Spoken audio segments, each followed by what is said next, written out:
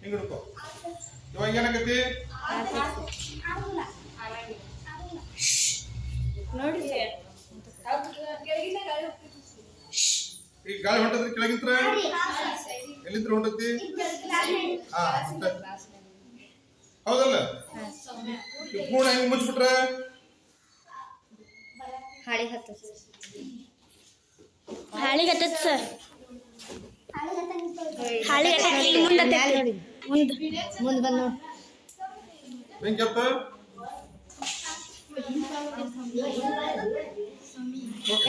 okay remove ಮಾಡ್ರಿ ಇದನ್ನ ಹೌದು ಬಿಡ್ರಿ ಓಕೆ ಇರ್ಲಿ ಬಿಡ